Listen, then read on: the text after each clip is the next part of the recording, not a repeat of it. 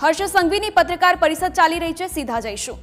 આવવા માટે વિશ્વાસે નાની મોટી રકમ જે વ્યાજે લેતા હોય છે, એ વ્યાજની રકમ જે પ્રકારે એ નાના પરિવારોને એમની મજબૂરીનો ફાયદો ઉઠાવીને, એમનો વિશ્વાસનો ફાયદો ઉઠાવીને કોઈક કોરા ચેક, તો ક્યાંક કોઈક ઘરના દસ્તાવેજો, તો ક્યાંક કોઈક મારી ગુજરાતની માતાઓના મંગલસૂત્ર ગીરવી રાખતા હોય છે. અને આ ભોલમનસાઈમાં આ વ્યાજનો ધંધો કરનાર લોકો કોઈક પરિવાર પાસેથી 10%, તો કોઈકની પાસેથી 5% ડાયરીઓથી ઓળખાતા આ વેપારોને પકડવા માટે ગુજરાત પોલીસે ગત વર્ષે જાન્યુઆરી મહિનામાં એક અભિયાન ચાલુ કરેલું, જેમાં 841 કેસો કરીને ગુજરાતના મોટા ભાગના આ પ્રકારના વેપાર કરીને આ પરિવારોને બરબાદ કરનાર લોકોને પકડવામાં આવેલા હતા. આ વર્ષે આ અભિયાન ગુજરાતભરમાં ચાલુ કરવામાં આવ્યું છે. પહેલા મહિનામાં અમારું ફોકસ જે નાની રકમો હોય છે, કારણ કે 1 લાખથી લઈને 5 લાખ રૂપિયા સુધીની જે ડેલી ડાયરી તરીકે ઓળખાતા જે વેપલાઓ છે, તેને પકડવા માટેનો આખું અભિયાન ગુજરાત પોલીસ દ્વારા ચાલુ કરવામાં આવ્યું છે. કુલ 10 દિવસમાં 226 લોકોને પકડવામાં આવ્યા અને 134 ગુનાઓ રાજ્યભરમાં દાખલ કરવામાં આવ્યા છે. જેમાં રથયાત્રા હોવાના કારણે મોટા મહાનગરોમાં કામગીરી આજથી શરૂ થઈ છે અને ગુજરાતભરમાં ગુજરાતના તમામ જિલ્લાઓમાં આ વ્યાજખોરીના વિરુદ્ધમાં આ અભિયાનમાં આ પરિવારોને ન્યાય અપાવવાની કામગીરીની એક અભિયાન ચાલુ કરવામાં આવ્યું છે. માત્ર આ વ્યાજનું દૂષણ ફેલાવનાર લોકોને પકડવાનું એટલું જ નહીં, પરંતુ સાથે સાથે સરકારની વિવિધ યોજનાઓ થકી આ પરિવારોને લોન અપાવવાની કામગીરી બી ગુજરાત પોલીસ દ્વારા કરવામાં આવી રહી છે. કુલ મળીને 568 લોક દરબારો ગોઠવવામાં આવ્યા, જેમાં 32,692 લોકો હાજર રહેલા હતા. ઘણા લોકો એવા હતા કે જે આ દૂષણમાં ફસાયેલા હોય અને ઘણા લોકો એવા હતા જે દૂષણમાં ફસાય નહીં, તકલીફમાં છે, પરંતુ સરકારી વિવિધ યોજનાઓ થકી તેમને આ લાભ ઝડપથી મળે તે માટે આ લોક દરબારમાં આવ્યા હતા. સરકારની વિવિધ યોજનાઓ થકી અનેક લોકોને 10,000, 20,000, 50,000 રૂપિયાની લોનના ચેકો બી અપાવવામાં આવ્યા છે. અને આ પ્રોસિજર આવનારા 2-3 મહિના સુધી ચાલીને જે લોકો તકલીફમાં છે તેને બહાર લાવીને સ્વનિધિ યોજના, બીજી સરકારની જે યોજનાઓ છે એ યોજનાઓમાં બી લાભ અપાવવાની કામગીરી કરવામાં આવશે.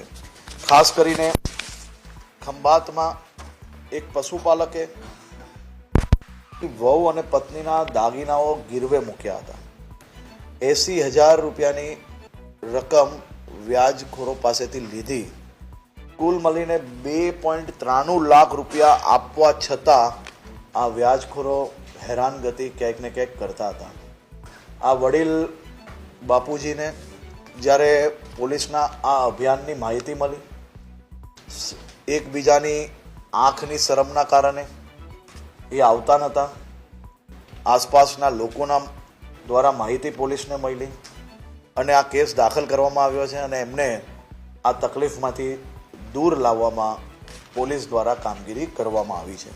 એ જ રીતે એક શહેરમાં 10% માસિક વ્યાજના જે કામો ચલાવતા હતા, લારી ગલ્લા અને ડેલી વેપાર કરીને જે લોકો ગુજરાન ચલાવે છે, એવા લોકોને આ 10%ની ડાયરીઓના વેપારથી જે લોકો દરરોજ જે કમાતા હતા એમાંથી મોટા ભાગની રકમ આ લોકો ક્યાંક ને ક્યાંક વ્યાજના નામે લઈ જતા હતા, એને બી પકડવામાં આવ્યા છે. લોકોના વ્યવહારિક રકમ પાછી અપાવવાની કામગીરી પોલીસ દ્વારા એમાં કરવામાં આવી છે. આણંદ જિલ્લામાં એક ગામમાં એક માતાના સપનું કે પોતાના દીકરાને વિદેશ ભણવા મોકલશે અને વિદેશ ભણવા મોકલવાના કારણે 3 લાખ રૂપિયા જે 5% વ્યાજે આપેલા લીધેલા હતા, એ માતાને બી આ લોકો દ્વારા જે હેરાનગતિ હતી એમના પરિવારને એમાંથી બી છૂટકો અપાવવા માટે પોલીસ દ્વારા કામગીરી કરવામાં આવી છે ને હજી ચાલી રહી છે.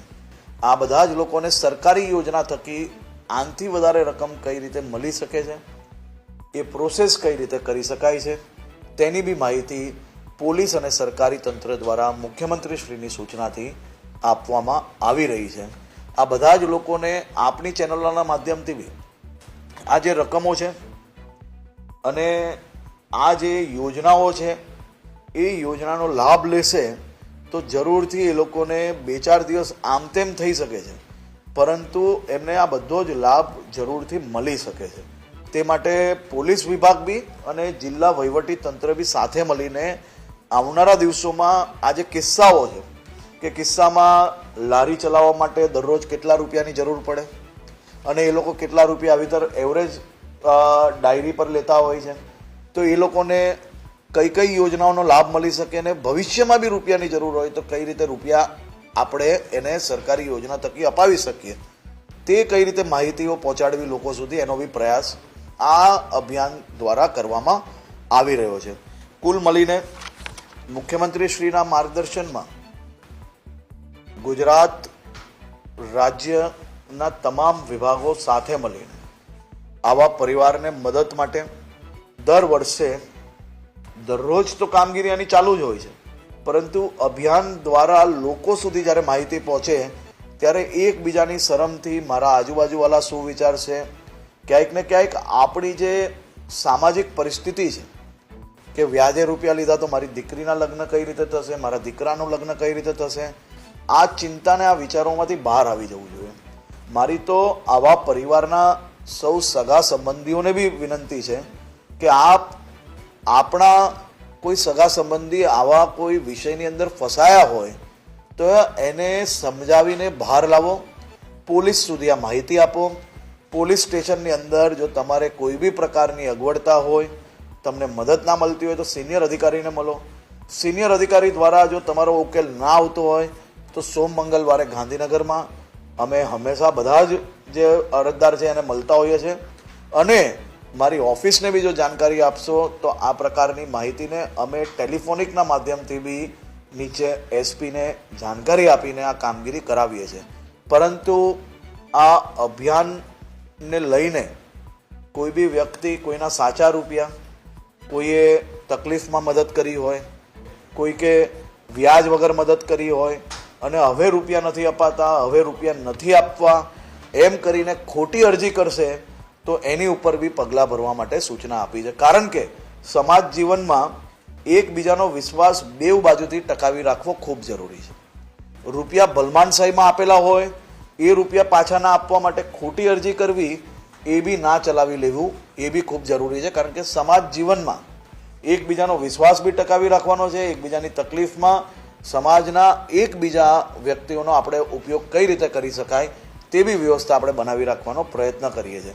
ક્યાંય બી આ અભિયાન દરમિયાન કોઈ બી જગ્યા પર એવું લાગે કે અમે માત્ર મદદ કરી છે, ટકો વ્યાજ આપતા હતા સામનેથી, ખોટી રીતે તમને હેરાનગતિ થાય છે, તો બી આપ જરૂરથી મને ઈમેલના માધ્યમથી, પત્રના માધ્યમથી બી જાણકારી આપશો તો અમે જરૂરથી ખોટું થતાં અટકાવવા માટે પ્રયત્નશીલ રહેશો.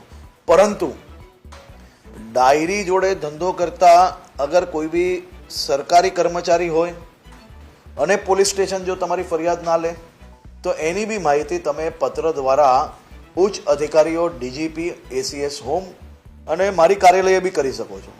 અમે આ પ્રકારના બી કિસ્સાની અંદર કડક પગલાં જરૂરથી ભરવા માંગીએ છીએ. કારણ કે લાખો લોકો આજે અલગ અલગ વહીવટી તંત્રમાં જોડાયેલા હોય, એમાંથી જો કોઈ બી વ્યક્તિ તમને એવું લાગતું હોય કે આ પ્રકારનો ધંધો કરે છે અને આપણે હેરાન કરે છે અને પોલીસ સ્ટેશનમાં આનું લઈ જવાય કે ના લઈ જવાય, જરાય ચિંતા નહીં કરતા, તમે અરજી જરૂરથી આપજો ને અરજીની કોપી અમારી કાર્યાલય સુધી મોકલજો, જેથી આવા લોકો પર બી પગલાં ભરવામાં અમને સાચી માહિતી અહીંયા સુધી મળે. આભાર.